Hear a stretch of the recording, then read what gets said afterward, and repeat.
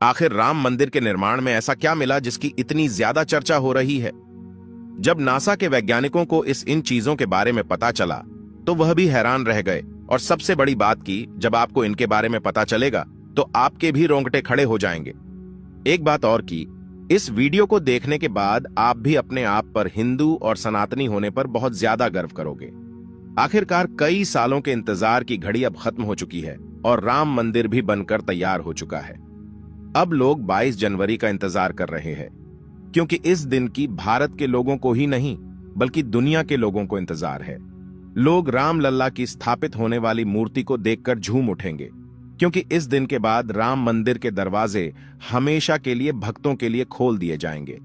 इस मूर्ति को बनवाने के लिए देश के 3 सबसे बड़े मूर्तिकारों को बुलवाया गया है, और जो भी भक्त इस ऐतिहासिक पल को अपनी आंखों से निहारेगा वह जीवन मरण के बंधन से मुक्त हो जाएगा। क्योंकि यह तो आपको पता ही होगा कि 22 जनवरी 2024 को राम मंदिर में रामलाल की मूर्ति की प्राण प्रतिष्ठा होगी। लेकिन यह मंदिर तो बनकर भले ही तैयार क्यों ना हो गया हो, लेकिन इसके निर्माण के समय कई ऐसे चमत्कार हुए हैं, उसे देखकर मंदिर के पड़ती समेत कई लोग दंग रह गए हैं। यहां तक इन चीजों को देखकर नासा के वैज्ञानिकों ने तो अपना सर ही पकड़ लिया है, और तो और वह एक ऐसी गहरी सोच में पड़ गए हैं कि मानो उन्होंने कोई भयानक चीज देख ली हो। आज की इस वीडियो में हम राम मंदिर के बनते वक्त हुए उन चमत्कारों और रहस्यमयी चीजें के बारे में आपको बताएंगे, जिसे सुनकर शायद आप भी यकीन ना कर पाओ। आपको बता दें कि जब यहां मंदिर निर्माण का काम चल रहा था तब एक 1200 खांभों की ड्राइंग तैयार करवाई गई और अमेरिका से एक विशिष्ट वैज्ञानिकों की टीम को बुलवाया गया ताकि वे इसका निरीक्षण करके होने वाली हर एक कमियों को दूर कर दे और राम मंदिर की शान में 4 चांद लगा दे। लेकिन जैसे ही राम मंदिर के निर्माण के वक्त वहां की धरती को खुद गया, तब उस धरती से एक ऐसी वस्तु निकली कि उसे BCC देखकर सभी के होश उड़ गए। और उसे चमत्कारी और दिव्या वस्तु ने न सिर्फ उन वैज्ञानिकों के होश उड़ाए बल्कि भारत सरकार को भी हिलाकर रख दिया। जिसके बाद तुरंत एक कमेटी बनाई गई और उसकी जांच के लिए लगा दी। लेकिन उसके बाद कुछ ऐसा हुआ कि वे सभी भी प्रभु श्री राम के भक्त बन गए। दरअसल यह बात है राम मंदिर के निर्माण के समय की, जब अमेरिका से थॉमस नाम के एक वैज्ञानिक भारत में राम मंदिर निर्माण कार्य के दौरे पर आए हुए थे। यहां आकर उन्होंने देखा कि राम मंदिर का निर्माण कार्य तो काफी चल रहा है, जिसके बाद उन्होंने अपना रूटीन काम फिर से करना शुरू कर दिया और अपना काम करना शुरू कर दिया। अपने काम करने के दौरान जैसे ही उनकी नजर मंदिर परिसर की तरफ गई तो उन्हें एक ऐसी जगह दिखाई जहां पर वहां धरती नरम पड़ी हुई थी। देखने में वह धरती वहां की जगह से पूरी अलग ही दिख रही थी। थॉमस को अपनी अंतरात्मा से कुछ अलग सी प्रेरणा मिलने लगी और तुरंत थॉमस ने अपने मजदूरों को वहां की खुदाई करने को बोल दिया। एक बार के लिए तो मजदूर भी हैरान हो गए कि ऐसी धरती की वह खुदाई क्यों करवा रहे हैं, लेकिन मजदूरों को तो उनका ऑर्डर मानना ही काम था, इसलिए उन्होंने बिना कुछ सवाल किए खुदाई शुरू कर दी। जैसे ही वहां पर खुदाई शुरू हुई, कुछ ही देर बाद उस धरती से पानी का प्रवाह शुरू हो गया।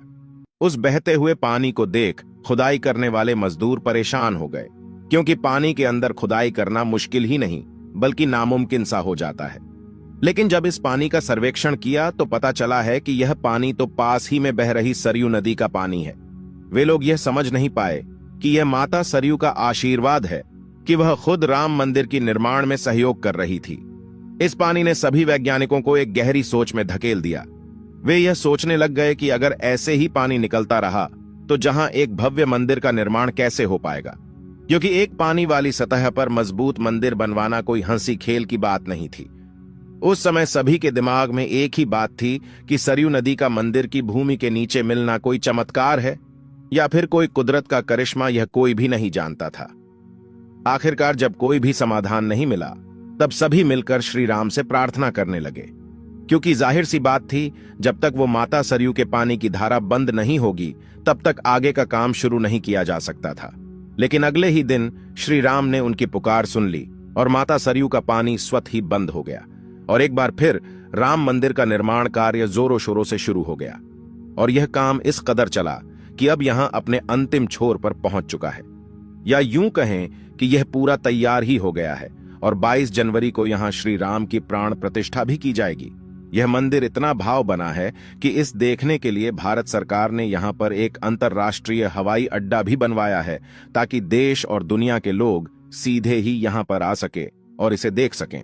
यह मंदिर तो आप कभी भी देख सकते हैं, लेकिन अब सवाल यह है कि जब पुराने समय में यहाँ पर राम मंदिर था, वह कैसा दिखता था, जिसे तोड़कर बाबर ने बाबरी मस्जिद बनाई थी। उसे राम मंदिर का निर्माण आखिर किसने किया था? क्योंकि यह रहस्य आज तक सीमित लोगों को ही पता है, ज्यादातर लोगों को इसके बारे में कुछ भी मालूम नहीं है। तो चलिए, आज मैं आपको इसका पूरा रहस्य इस वीडियो के माध्यम से बता देता हूं, तो बने रहेगा हमारे साथ वीडियो में एंड तक। आखिर उस समय भगवान राम की नगरी अयोध्या को किसने बनाया था? यह पवित्र नगरी हिंदुओं के लिए बहुत ही ज्यादा महत्वपूर्ण है, क्योंकि यहां पर स्वयं प्रभु श्री राम का जन्म हुआ था, इसलिए इसे राम जन्मभूमि भी कहते हैं। इतिहासकारों के अनुसार कौशल प्रदेश की प्राचीन राजधानी अवध को कालांतर में अयोध्या और बौद्ध काल में साकेत कहा जाने लगा। अयोध्या मूल रूप से मंदिरों का शहर था। हालांकि यहां खुदाई के वक्त आज भी हिंदू, बौद्ध एवं जैन धर्म से जुड़े मंदिरों के अवशेष देखे गए, जिसमें खंभों से लेकर हिंदू आकृतियां बनी हुई थीं। अयोध्या नगरी में होने का वर्णन भी वाल्मीकि रामायण में मिलता है। कहते हैं कि भगवान श्री राम के जल समाधि लेने के पश्चात अयोध्या कुछ काल के लिए उजाड़ सी हो गई थी, लेकिन उनकी जन्मभूमि पर बना महल वैसे का वैसा ही था। भगवान श्री राम के पुत्र कुश ने एक बार पुनः राजधानी अयोध्या का पुनर्निर्माण कराया।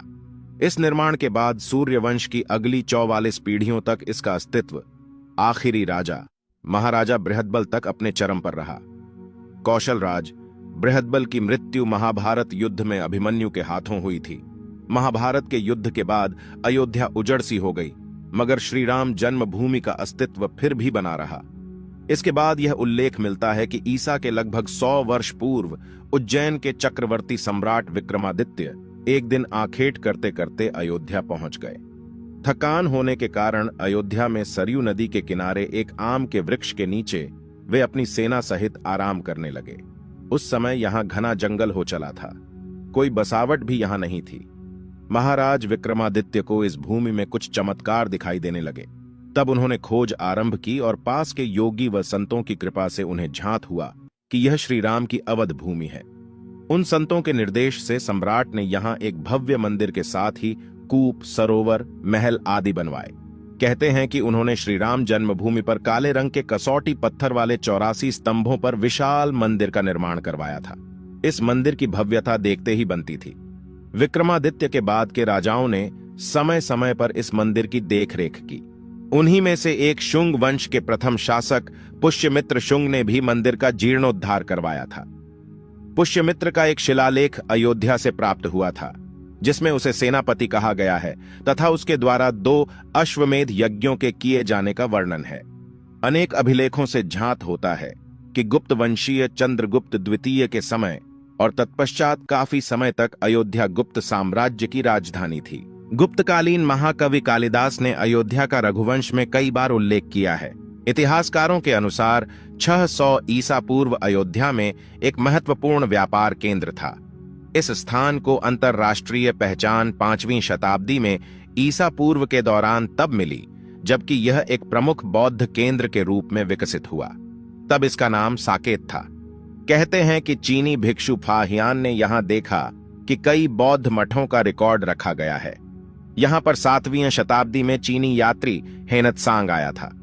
उसके अनुसार यहां 20 बौद्ध मंदिर थे तथा 3000 भिक्षु रहते थे, और यहां हिंदुओं का एक प्रमुख और भव्य मंदिर भी था, जहां रोज हजारों की संख्या में लोग दर्शन करने आते थे।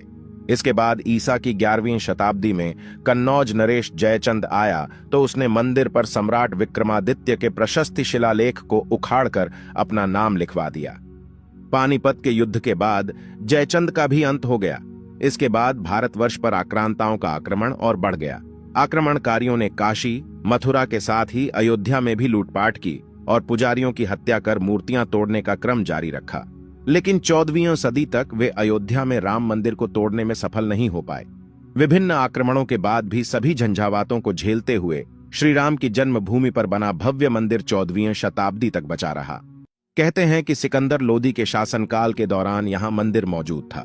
14वीं शताब्दी में हिंदुस्तान पर मुगलों का अधिकार हो गया और उसके बाद ही राम जन्मभूमि एवं अयोध्या को नष्ट करने के लिए कई अभियान चलाए गए। अंततः 1527 से 28 में इस भव्य मंदिर को तोड़ दिया गया और उसकी जगह बाबरी ढांचा खड़ा किया गया। कहते हैं कि मुगल साम्राज्य के संस्थापक बाबर के एक सेनापति ने बिहार अभियान के समय अयोध्या में श्री राम के जन्म स्थान पर स्थित प्राचीन और भव्य मंदिर को तोड़कर एक मस्जिद बनवाई थी, जो 1992 तक विद्यमान रही।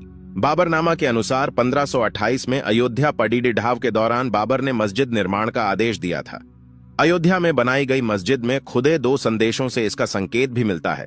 इसमें एक खास तौर से उल्लेखनीय है।